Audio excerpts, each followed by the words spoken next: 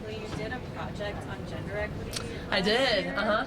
So I was just curious, now that you're here at the Final Four, if you have any thoughts on what could be done to continue the growth that we're seeing. And also, secondly, I'm sort of curious if you have thoughts on whether or not, on the idea of combining the men's and women's Final Fours in the same place.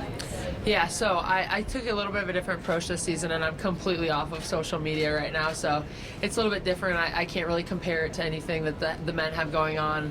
I really know nothing about the men's tournament right now, but I can just speak from experience that this particular tournament feels a lot different than any of the other ones I've been in. Granted, it was like COVID, and I've just been in a lot of different situations, but the opportunities that we've had this time around, the things we've gotten to do, the things we've gotten, it feels a lot more equitable than it has in years past. And I just think putting the two games together, it's a cool idea, but I almost think they both deserve their own stage. Putting them together, I mean, maybe could take light away from one of them. So I love what's going on right now. It's an honor to be here, obviously, but I do think that the equity has grown so much since I've gotten to playing college basketball, and even from my first year to my fifth year, seeing the game of women's basketball grow throughout all those years. I remember my first year, we got like 9,000 fans, and I was like, this is the epitome, like I've made it, and now we're like selling out all these crowds. Maybe played in one of the most watched women's basketball games. So the growth that this game is doing, and obviously Caitlin shines a light, but when it shines on all of us. So it's been so cool to see. Monika, we're joined by Lisa Leslie. She's got some questions for you. Hey, Monika. Hey! I'm not stopping you. I just wanted to say, one, congratulations on making it this far. Thank you. You've been playing outstanding. I'm so proud as a post player, another post player. But just tell me, how has all of your hard work to get to this point really paid off? With Caitlin finding you inside and you being able to come through with this big role? Yeah, I mean, I think it's just working with Caitlin and working within our starting five to develop that chemistry. Granted, I do make a lot of shots, like that's kind of what I'm known for, but they put me in situations that I am the most valuable in. I mean, some of the passes they have, obviously Caitlin's a great passer, everybody knows that, but I think the rest of our starting five sometimes don't get the credit they deserve too, because it's crazy the things they pull off and how hard they work for it too. And the players that come off the bench that also play the five do such an incredible job. So I just think all of us working as one to kind of get to this moment. We don't do it without each other, without all of us. Caitlin can't do it by herself. None of us can do it, just one person. So it's such a team thing, and I'm just so proud of everybody. One more, I know that the matchup tomorrow, Angel Reese and yourself on the inside. What are your thoughts on those? Yeah, I mean, Angel Reese is a phenomenal basketball player, obviously, and it's going to be a battle on the board. She's one of the best rebounders, that I've ever seen, really. But I think our path to this game has prepared us in the best way it can. A lot of SEC teams there, really known for their rebounding. Georgia, South Carolina, LSU. LSU kind of reminds me of South Carolina in a lot of ways. So I feel like we've been ready for this moment, and we're ready to step into it. Thank you so much.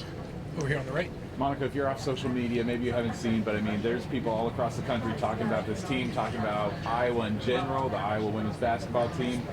Just what has it been like to shine that spotlight? And when you came to Iowa, did you ever think that you'd be on such a national stage where everybody is talking about your team? I never really thought that we'd ever be in this moment.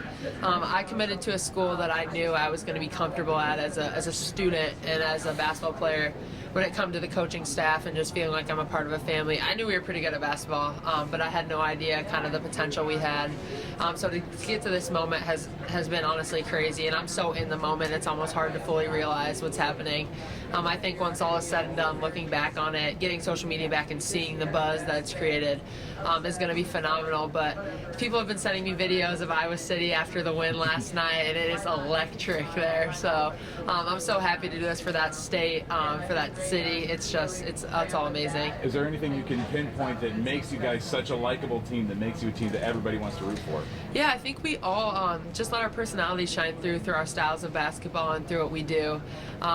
There's no lack of character on any of us, and I think people just love watching it. And I just think we play basketball, a very fun style of basketball for people to watch, and they feel a connection to some of us. But yeah, I mean, if I was a fan of basketball, I would want to watch our team play, so I can't fault them for that. A question on the left.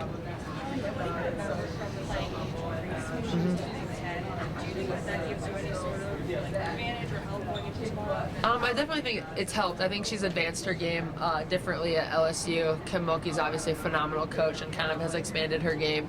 Handles the ball way more than she ever did at Maryland, but she's a dominant post player. She's a phenomenal post player at that too, so it's going to take probably more than one, but yeah, doing our best. We obviously really have to lock down on defense, and we'll get a full scouting report when we get back, but she's just a great basketball player and definitely a lot of respect there. Sounds good. In the back. Oh, sorry. Right over. I don't know if the question's been asked to you yet, but how do you kind of take in the win last night, and then also realize you're playing for a national title tomorrow, while also focusing on the game itself? Yeah, I think this team the maturity has allowed us to be really good at kind of flipping the page. We had to do that a lot during the Big Ten tournament, playing against some phenomenal teams, and I mean the amount of tournaments we've played in together. I mean, this is our 93rd game together. We've gotten pretty good at moving on.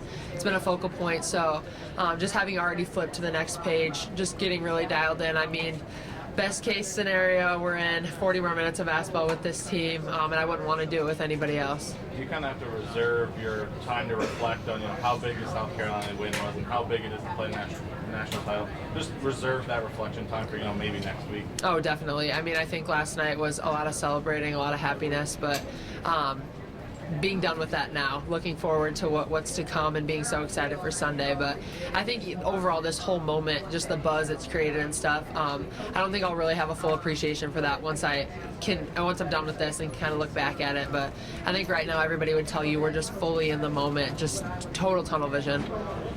Question on Yeah, Monica, what time did your head? How do you re-energize for tomorrow? Yeah, I think I went to bed at like 2 last night, and once I was out, I was out. It was nice. We got to sleep in a little bit today, wake up rejuvenated. And today's obviously going to be a lot of rest and recovery, a lot of learning through film and stuff like that. But our coaching staff does a good job of really making sure we have all the tools we need to be ready to turn it around. Have you ever visualized what it would be like to win a national championship? I mean, yeah, I think every little kid does. They don't really know if it's going to come true or not, but definitely have envisioned it. To have it so close is so cool. We're just all so excited for Sunday, truly. Right here in the middle. Two quick questions. One, does it feel like you're traveling with Chicago Hawkeyes with you in this tournament so far? It really does, and I think, just almost Seattle was even more surprising than here in Dallas. I don't know if we turned a lot of fans to be Hawkeye fans or if people are just traveling so far, but I think it just shows how seriously Iowa takes women's basketball. We don't have any pro sports teams, so we are the pro sports team there. And it's so cool to see all these friends and family travel all these ways, see all these familiar faces, and just really have the support everywhere. I remember hearing a "Let's Go Hawks" chant, and it was pretty loud. It sounded pretty similar to a home game, so we're just so lucky, truly. And also, Coach talked about your progression from your first year to your second year. She said that you had a messed up shot when you arrived at Iowa. Oh, yeah. What was the impetus to work so hard between those 2 years to improve it? Yeah, I think a lot of it went back to watching Megan Gustafson and just seeing her work ethic and how she laid it out for me. There was really no other option for me in my mind. The option of not doing it and just settling, it wasn't even there. So I remember getting on the gun and having it change my shot and just feeling so weird with doing it. I was shooting like 20% on the gun, like something awful, and I was just like, oh God, like I don't know if they really wanted me to do this. I don't know what they know they signed up for, but just having that faith in it, and I think it looks pretty good now. So they obviously were onto something. Thank you. Right here in the middle.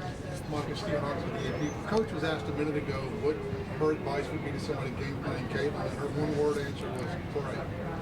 But you see Caitlin in practice, you see her in preparation. Talk about what people don't see that makes her the player she is. Yeah, everything you see her do that is so mind-boggling and jaw-dropping is something that she consistently works on, and I think people sometimes think she goes out there and just kind of does all these things. Like, I remember walking in the gym and thinking Caitlin was like messing around shooting at the half-court line, and no, there was a gun. Like, these shots were consistent.